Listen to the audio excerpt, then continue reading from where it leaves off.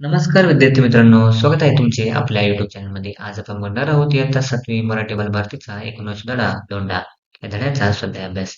चला तर मग बघूया आपल्या स्वाध्याय अभ्यासातील पहिला प्रश्न. तर प्रश्न पहिला आहे, खालील आकृत्या पूर्ण करा. त्यातील अ आहे, राजूचे गुणविशेष कोणते? पहिला आहे अतिशय चालाक, दुसरा चाणाक्ष, 3 जिज्ञासू, 4 हुशार आणि 5 चौकस बुद्धीचा. आहे राजूला सापडलेल्या धोंड्याची वैशिष्ट्ये.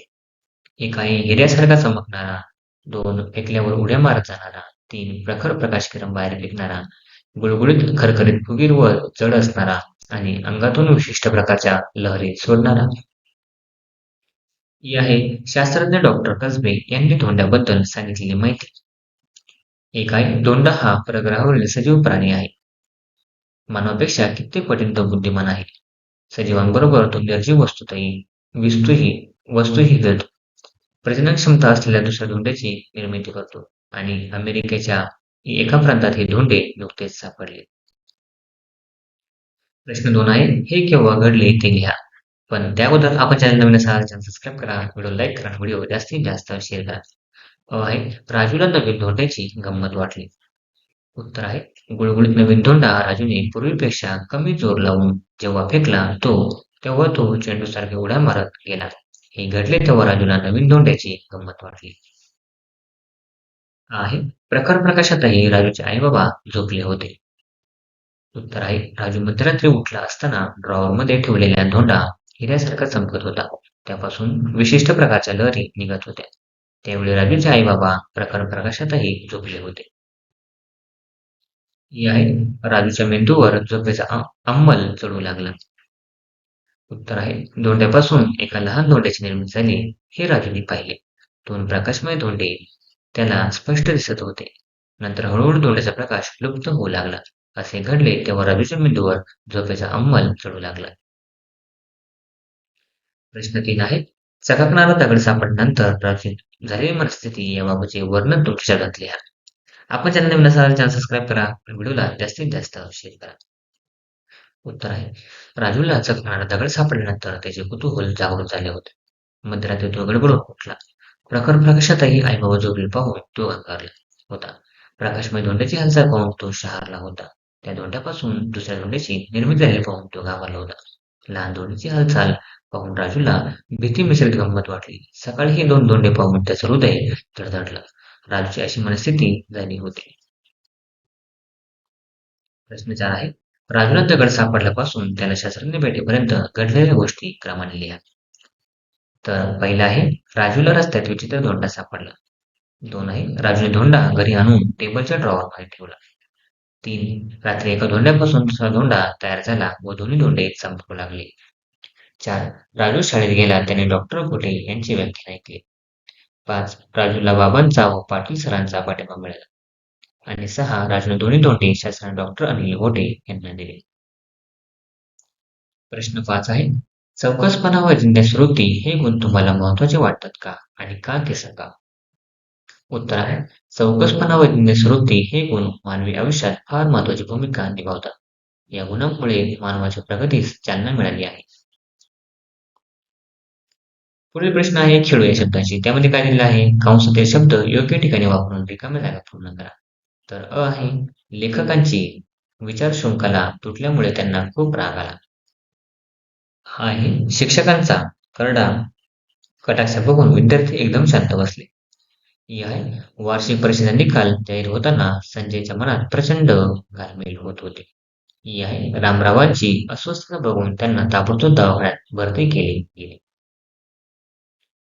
खेळू या शब्दांशी. त्यातील खाली दिलेलं आहे, खाली दिलेल्या चौकटीत म्हणी लपलेल्या आहेत त्या ओळखा व लिहा. तर पहिली आहे अति शहाणा त्याचा बैल रिकामा. 2 आहे एक ना धड भराभर चिंध्या. 3 आहे ऐकावे जनाचे आणि करावे मनाचे. पुढील आहे राजूला ज्याप्रमाणे अनोखा धोंडा सापडला त्याचप्रमाणे तुम्हाला कधी वेगळ्या वस्तू सापडल्या का आणि त्या कोणत्या. उत्तर आहे राजूला ज्याप्रमाणे अनोखा धोंडा सापडला त्याचप्रमाणे मला शाळेतून येताना रस्त्यात पडलेला एक चमकणारा अनोखा खडा सापडला होता.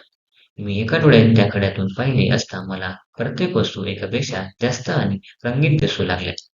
मला त्या खड्याचे खूप नवल वाटले. आणि मी तो खडा माझ्याजवळ जपून ठेवला व माझ्या मित्रांना व शाळेतील शिक्षकांना दाखवला.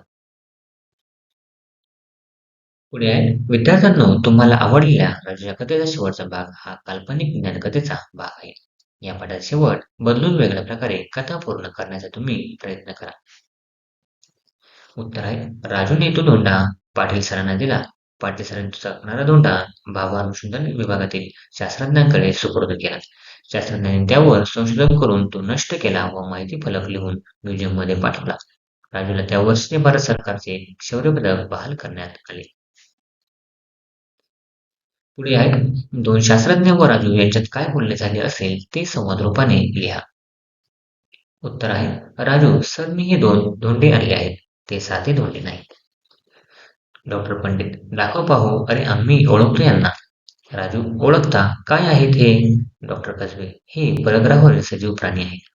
राजू, काय, हे कशासाठी इथे आलेत? डॉक्टर पंडित, पृथ्वीला गिळंकृत करायला. त्यांची शक्ती फार मोठी आहे. राजू आहे, मग आता तुम्ही काय करणार? डॉक्टर कसबे, याचा नायनाट करू. डॉक्टर पंडित काय म्हटले? आमच्याकडे ही अणुशक्ती आहे. दोन्ही धोंड्याचा नायनाट करावाच लागेल. डॉक्टर कसबे, ते धोंडे आम्ही घेऊन जातो. तू निर्धास्त राहा. पुढे आहेत, खालील चित्रांची नावे लिहा. पहिला आहे, काय आहे? लसूण. दुसरा हरिण. तिसरा गुळ. चौथा पाय. 5 विहीर आणि 6 ऊस. पुढे आहे, तुम्हाला कोणता ना कोणता खेळ खेळायला नक्कीच आवडत असेल. खाली काही मुद्दे दिले आहेत, त्या आधारे तुमचे विचार लिहा. तुमचा आवडता खेळ कोणता? एक आहे, हा कोणत्या प्रकारचा खेळ आहे? वैयक्तिक की सांघिक? दोन आहे, हा कोणत्या स्वरूपाचा खेळ प्रकार आहे? शारीरिक की बौद्धिक? तर पहिला आहे सांघिक खेळ आणि दुसरा आहे शारीरिक व बौद्धिक. तीन आहे, हाच खेळ तुम्हाला का आवडतो? कारण हा मैदानी खेळ असून क्षणाक्षणाला उत्कंठा उडवणारा हा खेळ आहे. चौथा, प्रत्येक संघात 11 खेळाडू असतात. म्हणजे किती खेळाडू असतात आपलं विचारलं होतं. या खेळामध्ये कोणते फायदे होतात? उत्तर आहे, व्यायाम होतो, शारीरिक तंदुरुस्ती लाभते, बुद्धीचा कस लागतो. आणि या खेळात विजयी होण्यासाठी काय आवश्यक आहे? उत्तर आहे, चेंडू फेकता व पकडता यायला हवा, बॅटिंग करता यायला हवी. 7 आहे, या खेळामधील तुमचे प्रेरणास्थान कोण आहे? तर सचिन तेंडुलकर तर ह्या खेळाचा प्रेरणास्थान आहे. Thanks for watching video. इयत्ता 7वीच्या मराठी, सेमी आणि इंग्रजी या माध्यमांच्या सर्व विषयांच्या स्वाध्यायाच्या नवनवीन व्हिडिओसाठी चॅनलला सबस्क्राईब नक्की करा. लाईक करा, कमेंट करा आणि वर्गमित्रांना शेअर करा.